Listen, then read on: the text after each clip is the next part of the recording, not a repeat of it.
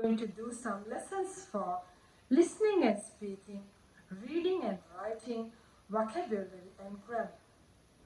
I strongly believe that you will enjoy these lessons and you will be able to master the skills in English language. Let's start with a simple lesson. I am a teacher. Who am I? I am a teacher. So, we can look at this sentence in three different ways. If you look at the tense of this sentence, it's present tense. I am a teacher. If you look at the person of this sentence, see I. I means first person. So it's a first person sentence. And if you look at the number, I means only one person. So it's singular. So I am a teacher. This sentence is a present tense sentence and it's first person and it's a singular sentence. So let's look at another sentence. They played cricket yesterday. When did they play cricket? Yesterday. They played cricket yesterday. So when we look at this sentence in these three different ways, it's a past tense sentence. Played yesterday. So when we look at the person, they means third person.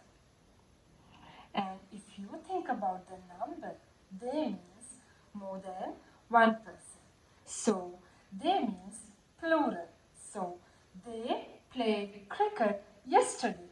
This sentence is a past tense sentence and it's third person and it's a plural sentence. So this is what I want to tell you. There are lots of different ways that we can write sentences in English language. Some sentences are different from their tense. Some sentences are different from the person. And according to the number of people or number of things involved in that sentence, it changes like plural sentences and singular sentences. That's why, my children, when you start learning English language, you get confused. Because we can look at a sentence in different ways. So some teachers, they start to teach their children with tenses. Some teachers will teach their students, okay children, this is first person, this is second person, this is third person. Some teachers will teach you, okay, let's write simple singular sentences and let's identify plural sentences. So, whatever the way you learn English, it doesn't matter. We can look at a sentence in different ways. So, in this lesson, in my first lesson for you, I am going to do in another way. So, one teacher will do it in a different way, another teacher will teach you in another different way. It's okay. Teachers can teach you English in different ways. That's what I want to show you. That's why I use these two sentences. Any person can look at this sentence in different ways. So, I am going to start my first lesson with be verbs. So, if we take a sentence, we can see nouns, we can see verbs, sometimes we can see adjectives, adverbs, we can see lots of things in a sentence. My focus is to teach you be verbs today. So let's start that. Let's look at the whiteboard again. We can categorize verbs in different ways, but today I am going to categorize verbs like this to do verbs and to be verbs. I'm going to categorize verbs into two groups, to do verbs and to be verbs. So let's look at what's the meaning of to do verbs. To do verbs means action verbs. We call them transitive verbs. They can take an object. If we take to be verbs, we call them linking verbs. Sometimes we call them copula, but it is not a popular term as I know. So we'll go with linking verbs. To be verbs are linking verbs and they do not take an object. So its purpose is to link ideas or link words in a sentence. Let's talk about to be verbs in detail. We can see 8 be verbs on the whiteboard. First one is be, next one am, is, are, was, were, being, been, and been. So when you look at the whiteboard, you can see that I have written these 8 be verbs into 5 categories. First one is be verb, be, that's all. And next one is am, is, are.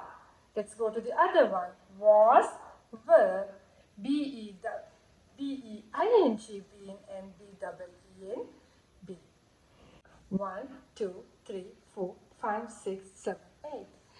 And I have written those 8 be verbs into 5 different categories. For the first one, we can find only be. That's the infinitive. And the next one, am, is, are, was, were, be, been, and bwe. I will give you 1 minute to look at the board.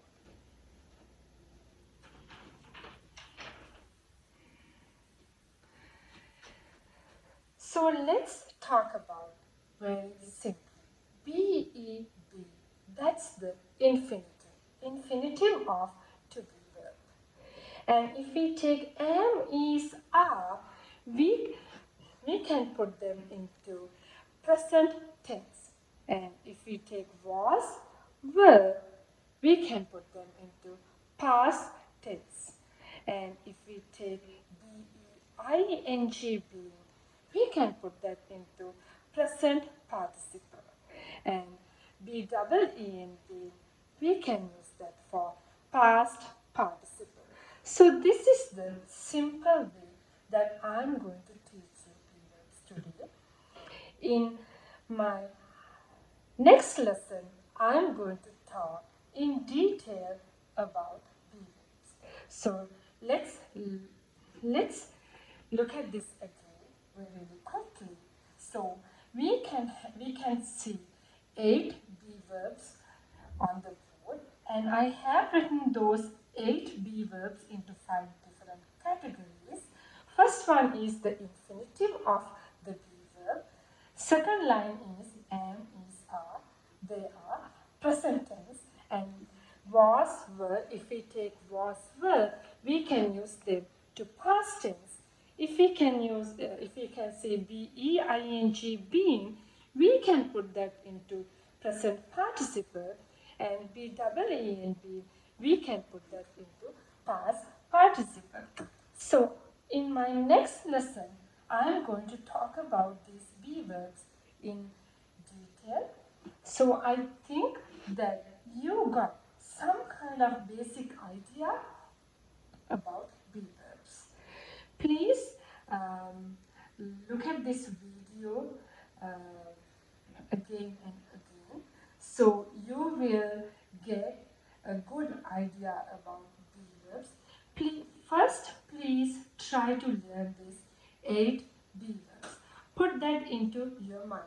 We can have 8 be verbs in English language, and we can categorize them like this.